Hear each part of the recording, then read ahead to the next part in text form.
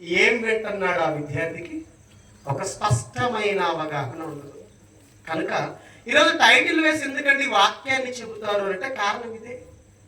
మహాసముద్రంలో నీటి బొట్టంతా ఒక రోజు 1 గంట లేదు 2 గంటలు నువ్వు ఆలోచించి వాక్యం దేనికోసం వింటున్నావు, ఏ వాక్యాన్ని వింటున్నావు, ఒక స్పష్టమైన అవగాహన నీకు రావాలి అని అంటే ఆ మహాజ్ఞానంపై పిల్లరా ఖచ్చితంగా టైటిల్ వేసి వాక్యాన్ని చెప్పాలి. పిల్లరా, తప్పులను క్షమించిన గనులు ఒక అద్భుతమైన ప్రసంగాన్ని ఈరోజు దైవజనులు మనకు అందిస్తారు. విందాం. ప్రారంభంగా తొలి పలుకులుగా పిల్లరా కొన్ని సంగతులను నేను తెలియచేస్తాను. తప్పులను క్షమించిన గనులు మా దయచేసి కుర్చీల్లో ఉన్న చిన్నపిల్లలు ముందుకొచ్చి కూర్చోండి. చిన్నపిల్లలు కూర్చోగలిగిన వాళ్ళు, యవనస్తులైనా ఆడపిల్లలు కానీ మగపిల్లలు కానీ దయచేసి బరకాల మీద కూర్చోండి. కింద కూర్చోలేని వారికి మాత్రమే మరి ఆ కుర్చీలలో అవకాశం కల్పించాలని ప్రేమతో మీకు తెలియచేస్తున్నాను పిల్లరా. ఓకే, మరి మా దయచేసి అందరూ ఇటు వినండి. తప్పులను క్షమించిన గనులు. పిల్లరా, గనులు అని ఎవరిని అంటారు? గనులు అంటే ఎవరు? గనులు అంటే మా సంగారెడ్డి బొగ్గు గనులా? చెప్పండి. గనులు అంటే అర్థమేంటి? గొప్పవారు. గనులు అంటే గొప్పవారు. ఈ లోకం దృష్టిలో ఎవరు గొప్పవారు, ఎవరు గనులు? మన మధ్యకి ఎవరైనా ఒక వ్యక్తి వచ్చాడు అనుకోండి, బాగా సంపాదించి కోట్లకు పడుగులు ఎక్కిన వ్యక్తి ఒక వ్యక్తి వచ్చాడు అనుకోండి, ఏమనుకుంటారు చుట్టుపక్కల జనాలు? వాళ్ళు చాలా గొప్పింటోళ్ళండి, చాలా గొప్పోళ్ళండి. అంటే ఈ లోకం దృష్టిలో ఎవరు గొప్పవారు అనంటే బాగా ధనాన్ని సంపాదించిన వాడు గొప్పవాడు. ఇంకా ఎవరైనా ఒక ప్రత్యేకమైనటువంటి రంగంలో లేదా ఒక పనిలో బాగా నిపుణత సాధించిన వాడిని కూడా గొప్పవాడు అని అంటారు. ఫర్ ఎగ్జాంపుల్ మన భారతదేశంలో ఏమండి గణిత శాస్త్రంలో ఎవరు ప్రాముఖ్యులు, ఎవరు ముఖ్యులు, ఎవరు గొప్పవారు అంటే ఎవరి పేరు చెప్తారు చెప్పండి? ఏమండి? శ్రీనివాస రామానుజన్, శకుంతలాదేవి. ఎందుకు వాళ్ళ పేర్లు కనపడాలి?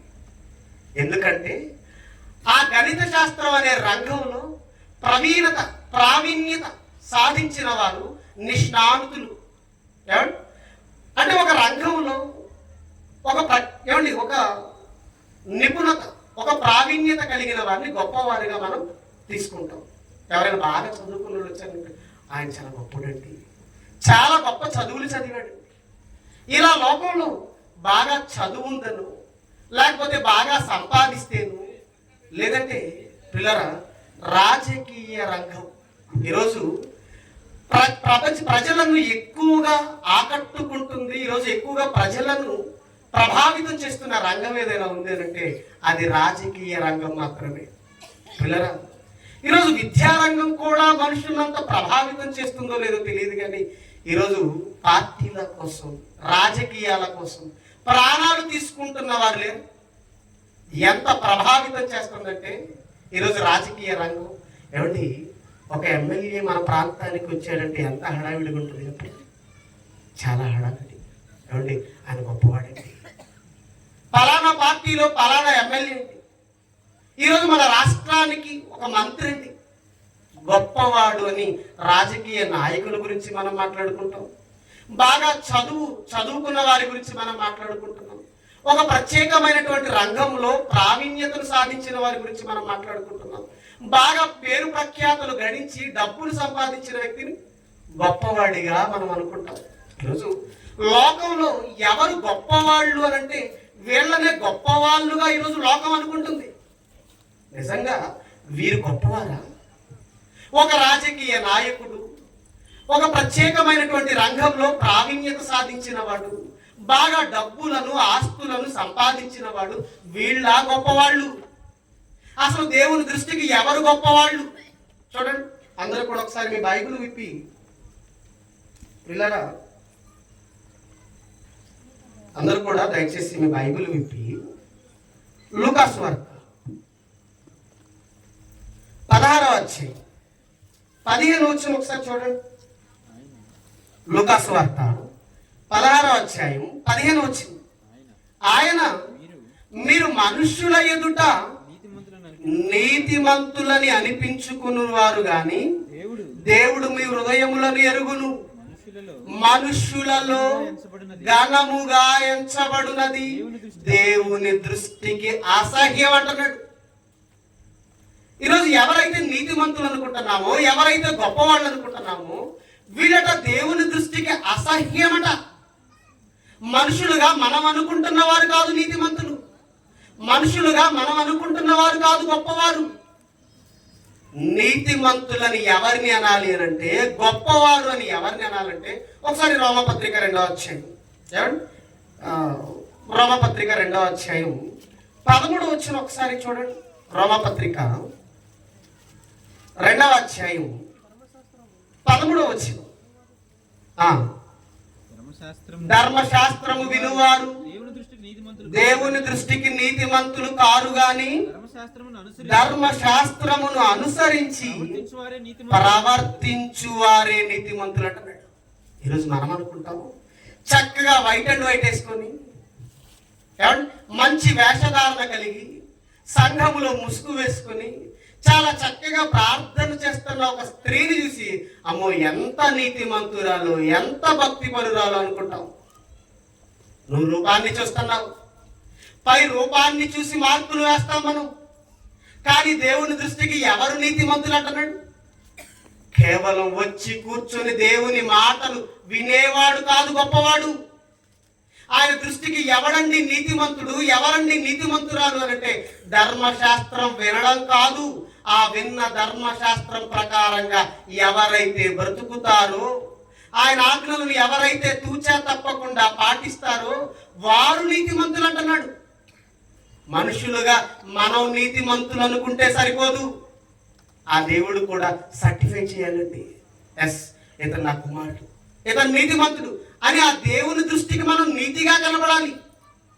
అలానే ఏమండి, ఈరోజు మనం అనుకుంటున్నట్టుగా నీతిమంతులని ఎవరినైతే అనుకుంటున్నామో, గనులు అని ఎవరినైతే అనుకుంటున్నామో, పిల్లరా వీళ్ళు కాదు గనులు, వీళ్ళు కాదు నీతిమంతులు. దేవుని దృష్టిలో ఎవరు గనులు, ఎవరు నీతిమంతులు అంటే పిల్లరా ధర్మశాస్త్రం విని ఆ ఆజ్ఞానుసారంగా ఎవరైతే బ్రతుకుతారో, ఒక మాటలో చెప్పాలి అంటే దేవుని మాటకు సరెండర్ అయిపోవాలండి.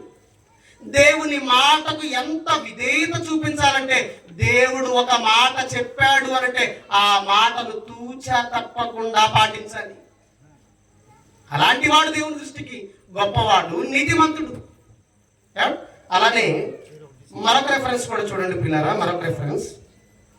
ఏమండి, ఎవరు దేవుని దృష్టికి గొప్పవారు? ఏమండి, సామెతల గ్రంథం 29వ అధ్యాయం 23వ వచనం చూడండి. సామెతల గ్రంథము 29వ అధ్యాయం 23వ వచనం. ఎవని గర్వము వానిని తగ్గించును, వినయ మనస్కుడు ఘనత నొందును. ఎవరి గర్వము వానిని తగ్గిస్తుందట. ఒక మనిషి దేవుని దృష్టిలో ఎప్పుడు పడిపోతాడు అనంటే, ఎప్పుడైతే గర్వం నీ మనసులో చోటు చేసుకుంటుందో అప్పుడు దేవుని దృష్టిలో నువ్వేమైపోతావు? పడిపోతావు. ఎవని గర్వము వారిని తగ్గించును, వినయ మనస్కుడు ఘనత నొందును. ఎవడు ఘనత పొందుతాడు? ఎవడు దేవుని దృష్టికి గొప్పవాడు అనంటే వినయ మనస్సు కలిగిన వాడట. వినయ మనస్కుడు దేవుని దృష్టికి గొప్పవాడట.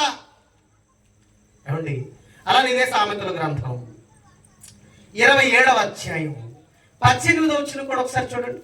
ఇదే సామెతల గ్రంథం 27వ అధ్యాయం 18వ వచనం. అంజూరపు చెట్టును పెంచువాడు దాని ఫలము తినును, తన యజమానుని మన్నించువాడు ఘనత నొందును. ఎవడు ఘనత పొందుతాడట?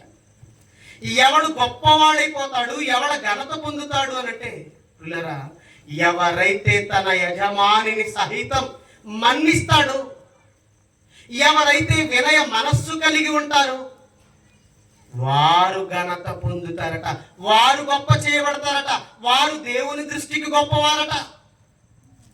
అవును అవును. ఈరోజు నీకున్న ధనబలాన్ని బట్టు, నీకున్న పేరు ప్రఖ్యాతలను బట్టు. పిల్లరా, మనం దేవుని దృష్టికి గొప్పవారము కాము. నువ్వు దేవుని దృష్టికి గొప్పవాడవ్వాలంటే, గనుడుగా దేవుడు నిన్ను ఎంచాలి అంటే, నీవు దేవుని ధర్మశాస్త్ర ప్రకారంగా నువ్వు ఎప్పుడైతే బ్రతుకుతావో, ఆయన ఆజ్ఞానుసారంగా ఆయన మాట విని, ఎప్పుడైతే ఆయన మాటకు కంప్లీట్గా సరెండర్ అయిపోయి నువ్వు ఆయన ఆజ్ఞలను తూచే తప్పకుండా, ఆయన మాట తూచే తప్పకుండా నువ్వు ఎప్పుడైతే పాటిస్తావో, అప్పుడు నువ్వు దేవుని దృష్టికి నీతిమంతుడివి.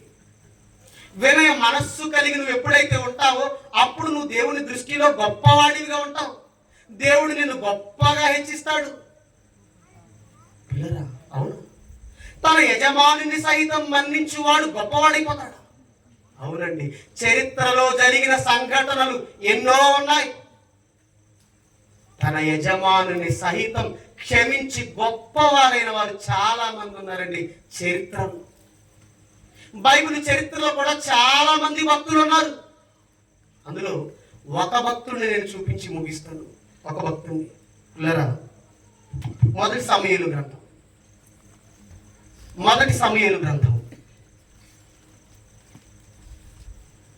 24వ అధ్యాయానికి. మొదటి సమూయేలు గ్రంథం 24వ అధ్యాయం. ఏమండి, 3వ వచనం నుంచి మార్గమునున్న గొర్రెదొడ్లకు అతడు రాగా అక్కడ గుహ ఒకటి కనబడింది. పిల్లరా, ఇక్కడ సందర్భం ఏంటంటే, దావీదు సౌలు దగ్గర పనిచేస్తున్నాడు. సౌలు రాజుగా ఉన్నాడు. ఎప్పుడైతే దావీదు యుద్ధ బరిలోకి దిగి ఫిలిస్తీయుడైన గొల్యాతును హతము చేసి తిరిగి రాజ్యానికి వస్తున్నాడు, అప్పుడు స్త్రీలు ఒక పాట పాడారు. ఏంటా పాట అంటే, సౌలు 1000 కొలది, దావీదు 10,000 కొలది అని ఎప్పుడైతే కీర్తనలు పాడారో, నాట నుండి దావీదుపై సౌలు విషపు చూపు నిలిపాడు. రాజు అంటే, రాజుగా నేను కదా గొప్పవాడిని. రాజ్యంలో గొప్పవాడు, సుప్రీం అంటే అల్టిమేట్ పవర్ ఎవరుకుంటా చెప్పండి? రాజు. ఆయన మాటకు తిరుగులేదు. ఆయన మాటే శాసనం. ఆయనకు ఎదురు చెప్పేవాడు లేడు, ఎదురు నిలబడేవాడు లేడు.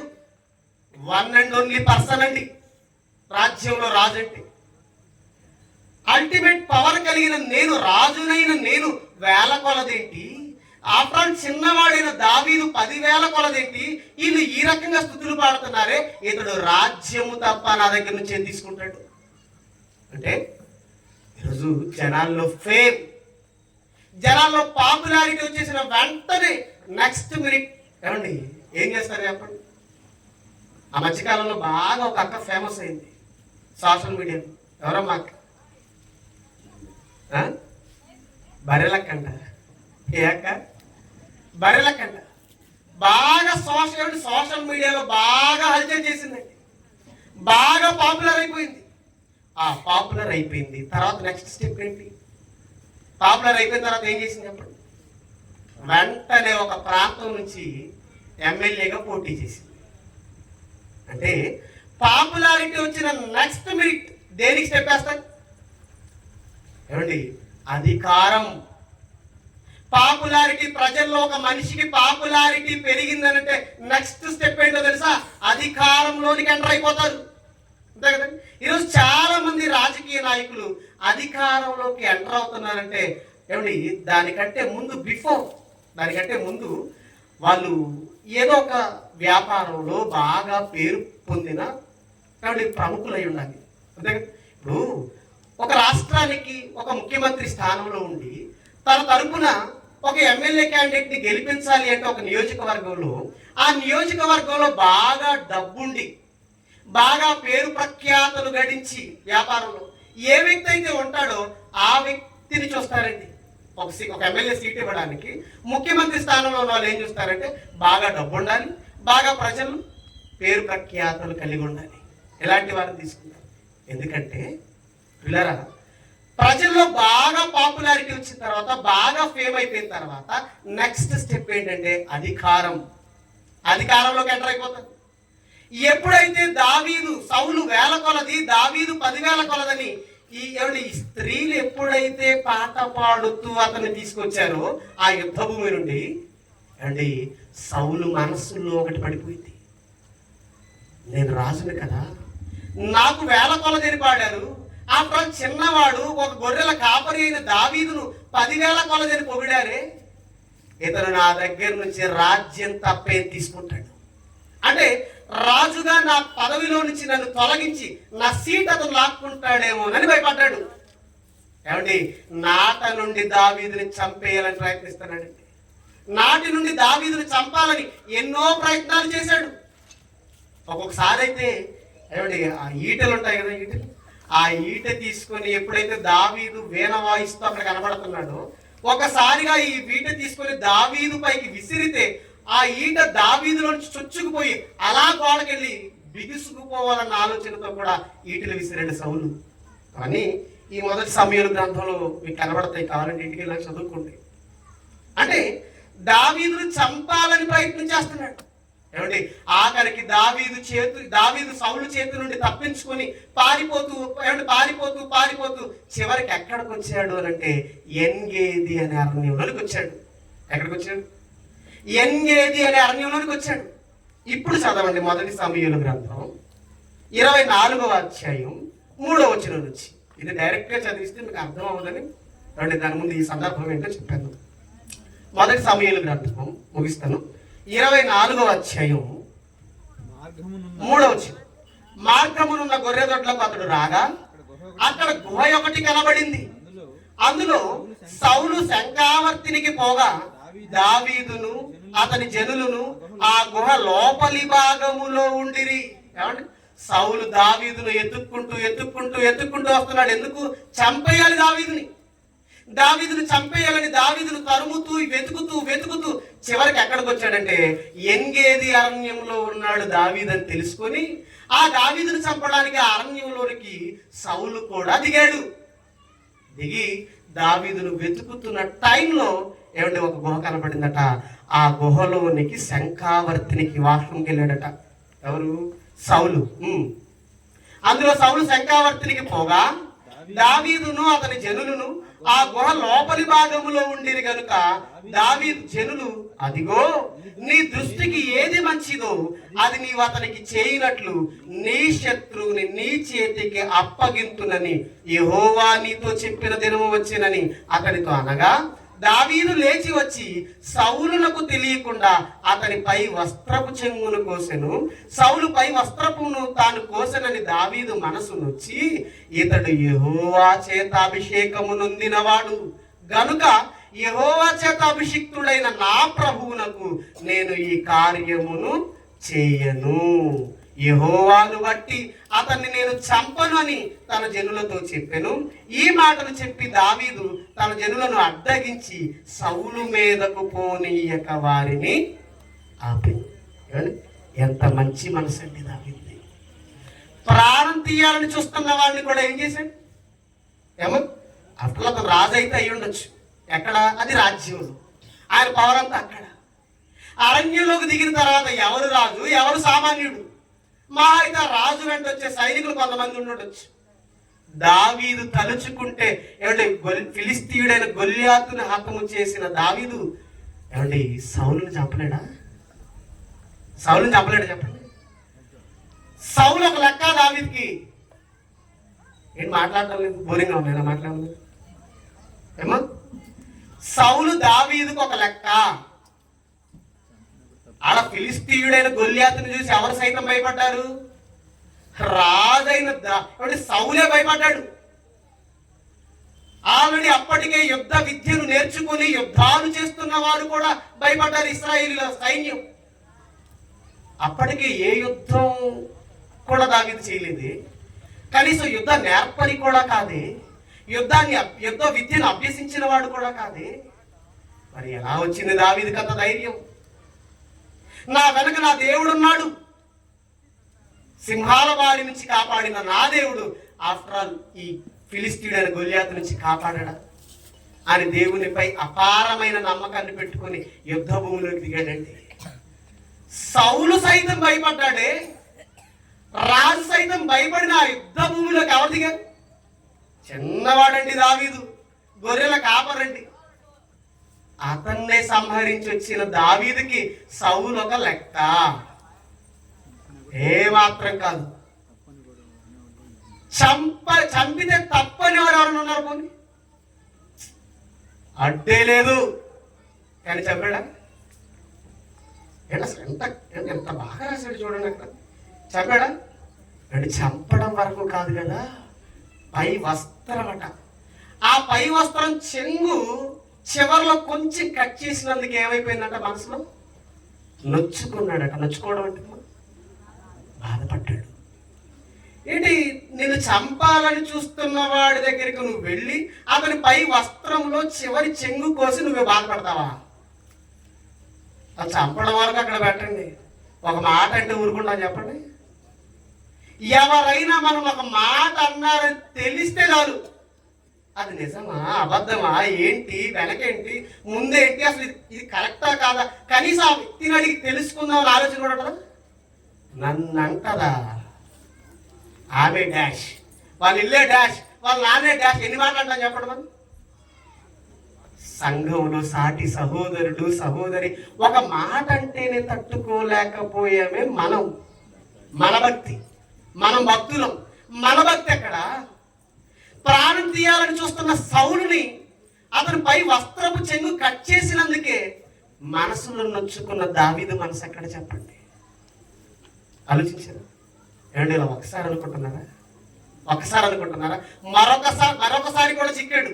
చివరిగా మొదటి సమూయేలు గ్రంథం 27వ అధ్యాయం చూడండి. మొదటి సమూయేలు గ్రంథం 27వ అధ్యాయం.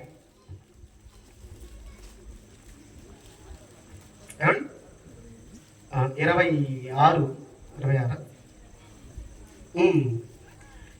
అధ్యాయం. మొదటి సమూయేలు గ్రంథం 26వ అధ్యాయం 9వ వచనం ఒకసారి చూడండి. 9వ వచనం ఏమంటే 7 నుంచి. దావీదును అబీషయును రాత్రి వేళ జనుల దగ్గరకు పోగా సౌలు దండు రొత్తలములో పండుకొని నిద్రపోవచ్చుండెను. అతని ఈట అతని తలగడి దగ్గర నేలను నాటి ఉండెను. అబ్నేరును జనులను అతని చుట్టూ పండుకొని ఉండేవి. ఈ సందర్భం ఏంటో తెలుసా? ఆల్రెడీ ఎంగేది అరణ్యంలో దొరికాడు, అయినా క్షమించి విడిచిపెట్టేశాడు దావీదు. ఆ తర్వాత మరలా సౌలు తిరిగి తన అంతఃపురానికి వెళ్ళిపోయాడు. మరలా సౌలు చంపాలని దుర్బుద్ధి మరలా వచ్చింది. దావీదుని చంపాలని అతను దుర్బుద్ధి సౌలులో మరలా వచ్చింది. అప్పుడు మరలా దావీదుని ఎత్తుక్కుంటూ వచ్చాడండి సౌలు.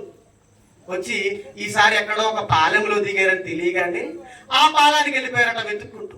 రాత్రి సమయం అయిపోయింది. రాత్రి సమయం అయిపోయిన తర్వాత ఏమంటే రెస్ట్ తీసుకుంటూ మరలా రేపు ఉదయం లేచి వెతుకుదాం అనుకున్నారో ఏమో, మొత్తానికి ఒక చోట రెస్ట్ తీసుకుంటున్నారట. రాజు అక్కడే, సౌలు రాజు అక్కడే పడుకున్నాడట. అతని ఈట అతను తలగడిన నేల నాటుందట. అతని చుట్టూ జనులు, అతని సంరక్షకులు వాళ్ళందరూ కూడా పండుకొని ఉన్నారట. ఆ విషయం ఎవరికి తెలిసింది? దావీదుకు తెలిసింది. ఆ తర్వాత దావీదు ఏం చేశాడు చూడండి. 8. అప్పుడు అభిషేక్ దావీదుతో, దేవుడు ఈ దినమున నీ శత్రువుని నీకు అప్పగించెను, కాబట్టి నీ చిత్తమైతే ఆ ఈటతో ఒక పోటు పొడిచి నేను అతని భూమికి నాటివేతును, ఒక దెబ్బతోనే పరిష్కారం చేతుననగా దావీదు అంటున్నాడు, నీవు అతన్ని చంపకూడదు. మరలా ఛాన్స్ వచ్చింది. ఒక ఛాన్స్ మిస్ అయిపోయింది. క్షమించాడు, విడిచిపెట్టేశాడు. మరలా దావీదుని చంపాలని సౌలు చూస్తున్నాడు. మరలా ఛాన్స్ వచ్చింది దావీదుకి. అప్పుడు దావీదుతో ఉన్న వ్యక్తి అభిషేక్ అంటున్నాడు, నువ్వు ఒక్కసారి నాకు పర్మిషన్ ఇచ్చి, నువ్వు కూడా వద్దు దావీదు, నువ్వు కూడా వద్దయ్యా, నువ్వు నాకు పర్మిషన్ ఇచ్చేయి, ఆ ఈటతో అతన్ని నేను నేలను పొడి చేస్తాను, ఒక పోటుతా అన్నాడు. సరే పొడి చేయనైనా అభిషేక్, ఏసై ఆల్రెడీ ఒకసారి క్షమించేసావు, అయినా కూడా వింటలేదు సౌలు. ఏసై మనం ఎంతవరకు చూస్తాం అన్నాడా? మనమైతే ఏమంటాం చెప్పండి? ఎన్నిసార్లు చూడాలి నేను, ఎన్నిసార్లు పోనీలే పోనీలే పోనీలే అంటే కనీసం మాట కూడా ఆమె వెనక్కి తగ్గడం లేదే, నేనెందుకు కూరుకుంటానని బరిలోకి దిగుతాం మనం. అంతే కదా? ఒక మాట అనాలి పాపం, అవతలంది ఒక్క మాటే, మనం ఎన్ని మాటలు అంటామమ్మా? వాళ్ళన్న ఒకటే, మనం 40 అంటాం అన్న ఒక్కదానికి. ఈరోజు సంఘంలో సహోదరుడు సహోదరి ఏదో జారిపోయి ఒక మాట అంటే తట్టుకునే పరిస్థితులు ఈరోజు క్రైస్తవులకు ఉందా? ఆ పరిస్థితులు మన దగ్గర లేవు. కానీ దావీదు చూడండి, ఆయన మనసు ఎంత బాగుందో. మొదటిసారి చిక్కాడు, విడిచిపెట్టేశాడు, అయినా మరలా చంపాలని చూస్తున్నాడు, మరలా చిక్కాడు. ఈసారి అభిషేక్ నువ్వు కాదు, నేను చేసేటట్లు నేనే చంపేస్తాను అనగానే కనీసం ఏమండి మాట మాత్రం కూడా నువ్వు అతన్ని చంపు అని అభిషేక్ అనలేదండి. నీవు అతన్ని చంపకూడదు. ఎందుకు దావీదు ఎందుకండి సౌలుని చంపడం లేదు? ఎవరి గురించి ఆలోచిస్తున్నాడో తెలుసా దావీదు? యెహోవా వలన అభిషేకం పొందిన వాడిని చంపి దేవుని దృష్టికి నిరపరాధులుగా ఎవరుంటారు? ఎవడు నిర్దోషి అవుతాడు? ఆ మొదటి సమయంలో 24-27 ఉంటుంది, చదవండి. ఎవరికి అసాధ్యం? దయచేసి రెఫరెన్స్ చెప్తాను. మొదటి సమయాల గ్రంథం ఏమంటే 26వ అధ్యాయం అనుకుంటాను, చూడండి. 26వ అధ్యాయం 9వ వచనం. దావీదు, నీవు అతన్ని చంపకూడదు, యెహోవా చేత అభిషేకము నొందిన వారిని చంపి నిర్దోషి అగుట ఎవనికి సాధ్యం? ఎవరు భయపడుతున్నాడు? ఎవరి గురించి ఆలోచిస్తున్నాడు? అతన్ని చంపడం దావీదుకు ఒక లెక్క కాదండి. కానీ ఎవరి గురించి ఆలోచిస్తున్నాడో తెలుసా? ఎవరి గురించి భయపడుతున్నాడో తెలుసా? యెహోవా చేత అభిషేకము పొందిన వాడిని చంపి ఆ దేవుని దృష్టికి నిర్దోషి అవ్వటం ఎవరికి సాధ్యం? నా దేవుడు చూస్తున్నాడు. నా దేవుని కోసం నేను అతన్ని ముట్టను. ఈరోజు మనం ఎంత అలవోకగా మాట్లాడేస్తాం. ఒక మాట మనం మాట్లాడే ముందు నా దేవుడు చూస్తున్నాడన్న భయం కూడా మనకి లేదు. దావీదు మనసు ఏంటండి? దావీదు మనసు దేవుని మనసుతో జత కట్టిందండి. అందుకంటే అపోస్తలుల కార్యాలు 13:22 అతడు నా ఇష్టానుసారుడైన మనుష్యుడు, అతడు నా ఉద్దేశములన్నీ నెరవేర్చిన వ్యక్తి. నా ఉద్దేశములన్నీ నెరవేరుస్తాడు అతను. ఉద్దేశములండి నా ఇష్టం, నా ఆలోచన. ನೋಡಿ, ఆలోచన ఎక్కడ పుడుతుంది? చెప్పు. మనసు. ఆలోచన ఎక్కడ పుడుతుంది? మనసు. అంటే ఇప్పుడు నా ఉద్దేశములన్నీ నెరవేర్చునని దేవుడు దావీదు గురించి స్టేట్మెంట్ ఇస్తున్నాడంటే ఇప్పుడు దావీదు మనసు ఎవరి మనసుతో జతకట్టింది? దేవుని మనస్సుతో. క్షమాగుణం, తప్పులను క్షమించాడండి. ప్రాణం తీయాలని చూస్తున్న వ్యక్తిని కూడా క్షమాభిక్ష పెట్టేసిన ఘనత దావీదుదండి. ఈరోజు మనం ప్రాణం తీయడం వరకు అక్కడ ఉంచండి. ఒక మాట అన్నాడని తెలిస్తే చాలు ఒక రివ్వు నిండిపోతావు ఇంటి మీదకి. నన్ననెంత మాత్రపు వాడువా, నన్ననెంత మాత్రపు దాడువా, నీకు ఎంత డేరుంటే నన్ను అంటావు. ఇప్పుడు విన్నారు అలాంటి మాటలు వినే ఉంటారులేండి, మన దగ్గర కూడా జరుగుతూ ఉంటాయి. ఏమండి, ప్రాణం తీయాలని చూస్తున్న వ్యక్తిని కూడా క్షమించి అతనికి వినయుడైపోయాడంటే, అతన్ని నా తండ్రి అని సంబోధిస్తున్నాడంటే, టోటల్గా కంప్లీట్గా అతనికి ఏమండి బాగా వినయుడైపోయాడు. వినయం చూపించేసాడండి దేవుని ముందు వినయ మనసు కలిగి ఉన్నాడు. అలాగే సౌలు ముందు కూడా వినయ మనసు కలిగి ఉన్నాడు. ఎందుకంటే చంపాలని చూస్తున్న వాడిని కూడా తండ్రి అని సంబోధించాడు అంటే ఏమంటే సౌలు ముందు కూడా ఎంత వినయాన్ని ప్రదర్శించాడండి దావీదు. ఎంత వినయాన్ని! ఆ దేవుని ముందు కూడా ఎంత వినయాన్ని ప్రదర్శించాడండి. ఈరోజు క్రైస్తవులుగా మన భక్తి ఏంటి? మన మనసు ఏంటి? నీ సహోదరుడు నీ ఎడల తప్పిదము చేస్తే ఎన్నిసార్లు క్షమించాలి? నా సహోదరుని ఎడల తప్పిదం చేశాడు ప్రభా, నేను ఎన్ని మార్లు బట్టి అతను క్షమించాలి? మొత్తలకు 3 సార్లు అన్నాడా? 4 సార్లు అన్నాడా? 7 సార్లు అన్నాడా? ఎన్నిసార్లు అన్నాడు? 70 ఏళ్ల మట్టుకంటే దాని అర్థం 70 సంవత్సరాలు క్షమిస్తాను, 71వ సంవత్సరాలు అంతు చూస్తానని కాదు. దాని అర్థం ఏంటంటే నువ్వు బ్రతికున్నంత కాలం క్షమించాలి. క్షమాగుణాన్ని కలిగి ఉండాలి. ఈరోజు క్షమాగుణాన్ని కలిగి ఉండమంటే మనం ఏం చేస్తున్నాం? Quite opposite.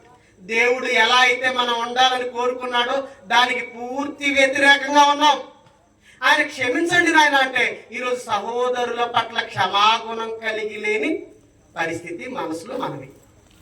ఆలోచించండి పిల్లరా, ఎప్పుడైతే మీ సహోదరుడు సహోదరులను మీరు క్షమిస్తారో వారి పట్ల మీరు క్షమాగుణం కలిగి ఉంటారు. దేవుని ముందు, మీ సహోదరుల ముందు మీరు వినయ మనస్కుల ఎప్పుడైతే ఉంటారో అప్పుడు దేవుడు మిమ్మల్ని గొప్ప చేస్తాడు. ఒకవేళ మేము ఉండవండి, మేము వినయం ప్రదర్శించవండి, మేము ఇంతే అండి, మా తీరు మారదండి అని అంటే నువ్వు ఎప్పటికీ దేవుని దృష్టికి నీతిమంతుడవు, ఘనుడవు కాలేవు.